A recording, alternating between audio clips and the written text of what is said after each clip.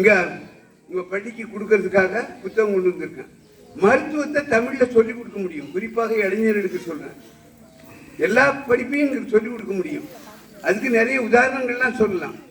ஒரு நாடு, அதாவது உலகத்திலே கல்வியில சிறந்த நாடு எதுனாக்கா அது இந்த என்ன நாடு சார்? இந்த டக்குனு ஞாபகம் வர பின்லாந்து.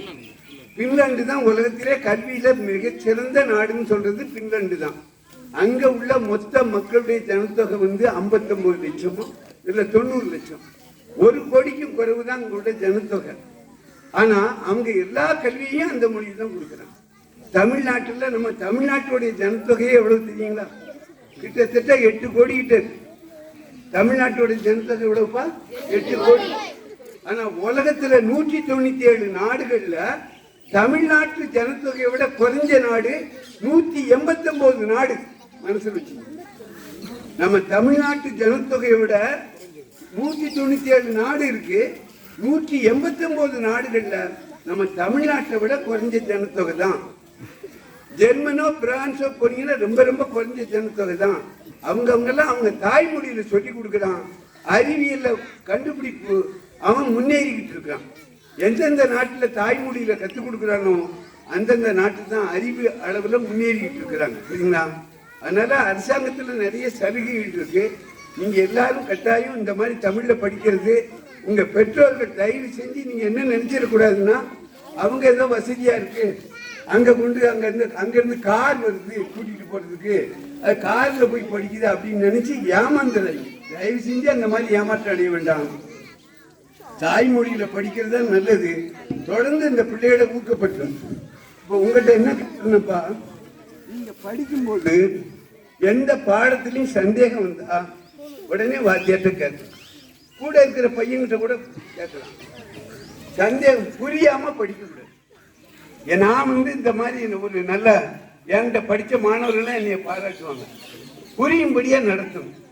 புரியும்படியா நடத்தணும்னா நீ புரிஞ்சு படிக்கும் போதே என்ன செய்யணும்? புரிஞ்சு படிக்கணும். அது எந்த பாடமாக இருந்தாலும் சரி. தெரியலன்னா பக்கத்து மாணவர்கிட்ட கேட்கலாம். அதே புத்தகத்தை திரும்ப படிக்கலாம். அடுத்தல ஆசிரியர்கிட்ட போய் கேட்கலாம். புரியாம அடுத்த வரிக்கு போகக்கூடாது. புரியுதா? புரிஞ்சு படித்தா நீ பெரிய அறிவாளி தான். அப்புறம் பெற்றோர்களுக்கு சொல்றேன், அவன் அந்த பையனுக்கு ஒரு விளையாட்டுல ஆர்வம் இருக்கும். ஒவ்வொருத்தருக்கும் ஒவ்வொரு இதுல ஆர்வம் இருக்கும். விளையாட அப்படின்னு பண்ணாதீங்க. நல்ல விளையாட்டுல ஆர்வம் வந்து விளையாட்டை ஊக்குவீங்க. அவன் விளையாட்டுல பெரிய ஆளா இருக்கும். ஒருத்தன் ஓவியனா இருப்பான், அவனை அதுல ஊக்குவிக்கணும். யாரோ பேசும்போது சொன்னாங்க பெர்சனாலிட்டினா எந்த துறையை எடுக்கிறோமோ அந்த துறையில அவன் சிறந்த ஆளா இருக்கணும். வெளிநாட்டுல எல்லாம் அண்ணன் டாக்டரா இருப்பான், தம்பி பெரிய ஹோட்டல்ல பெரிய மாஸ்டரா இருப்பான். அவனுக்கு சமையல் ஆர்வம்னாக்க சமையல் தொழில் செய்யலாம். வேலையில எதுவும் உயர்ந்தது தாழ்ந்ததுன்னு கிடையாது. ஆனா எல்லாத்துக்கும் மேல ஒரு கருத்தை மட்டும் சொல்றேன். கல்வியினுடைய நோக்கம், நான் அமெரிக்கன் காலேஜில் படிச்சேன்னு ரொம்ப பெருமையா நினைக்கிறேன். அதுல ஒன்று சொல்லுவான், அந்த காலண்டர்ல போட்டிருப்பான், கல்வியின் நோக்கம் அது ஆங்கில வழி.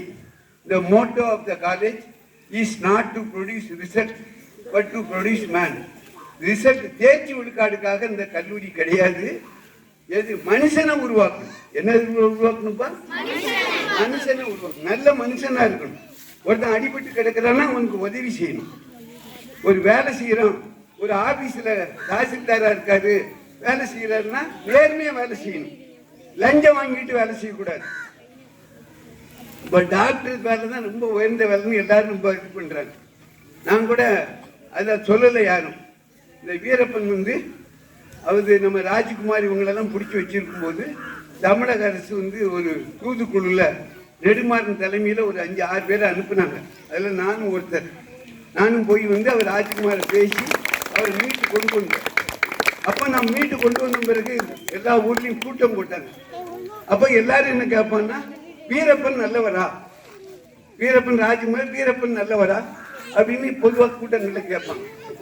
அப்ப நான் சொல்லுவேன், வீரப்பன் நல்லவரா கெட்டவரான்னு எதை வச்சு சொல்றது? ஒருத்தர் நல்லவரா கெட்டவரான்னு அப்படி ஒரு கம்பு இருக்குப்பா, நல்ல ஒரு கம்பு கையில வச்சிருக்கிறேன். இந்த கம்பு நீளமான கம்பா கட்டையான கொம்பானா எப்படி சொல்ல முடியுமா? நீ நீளம்பா ஒருத்தன் கட்டையம்மா. அப்போ ஒரு நம்ம கம்பு ஸ்கூல்ல எவ்வளவு இருக்கோமா நீளம்னு நம்ம சொல்றதுக்கு ஸ்கூல்ல இன்னொரு கம்பு இருக்கணும், ஒரு குச்சி இருக்கணும். இந்த இதில் ஒரு குச்சியை விட இந்த ப்ரோக்ராம் குச்சி ஒன்று நீளம் அதை அதிகம். கூப்பிட்டுருந்தாங்க. இந்த குச்சியை விட இந்த குச்சி நீளம் குறையும். ஜிபே இருக்குமா? அப்போ ஒரு நீளம் இதை சொல்லும்போது எதைத்தான் சொல்ல இந்த நம்பர் முடியும்? தாம்மா, லாஸ்ட்டில் 305 தாம்மா. அதே மாதிரி நல்லவன் கெட்டவன்னா நீ என்ன பாரு, அந்த பையனை விட இந்த பையன் நல்ல பையன், இந்த பையனை விட அந்த பையன் நல்ல பையன், இப்படிதான் சொல்ல முடியும். அப்போ வீரப்பன் நல்லவரா கெட்டவரா? நான் என்ன சொல்றேன், சரிம்மா. நான் சொன்னேன் அப்படி இல்லை. கவர்மெண்ட்ல ஒரு ஹாஸ்பிட்டல்ல ஒரு டாக்டரை பாக்குறீங்க, அந்த டாக்டர் கவர்மெண்ட்ல போய் பார்த்தா நீ வியாதியை சொல்றதுக்கு யாருமா தோப்பு வாருங்களா? வியாதி சரிம்மா. அவர் வேகமா எழுதி கையில கொடுத்துருவாரு. ஆனா பிரைவேட்ல அவர் சாயங்காலம் ஒரு கிளினிக்ல போய் பாத்தீங்கன்னா உன்னை சிரிச்சு பேசி அப்படியா அப்படியா அப்படி அதே காசு வாங்குறாரு. ஆமா, கவர்மெண்ட் அவர் நம்பர்லாம் கொடுங்கம்மா. அவரு என்ன செய்யறாரு, நீ வியாதியை சொல்றதுனால எழுதி கையில போன்னு அனுப்பிடுவாரு. அப்ப அந்த டாக்டரை விட வீரப்பன். சரிம்மா, நீங்க சரியா பச்சா ஒரு வாத்தியா இருக்காரு. நான் சொல்லுவேன், நான் வேலை பார்த்த காலேஜில் எனக்கு பிரச்சனையே அங்க கூட வேலை பார்த்த வாத்தியார் இருந்தான்.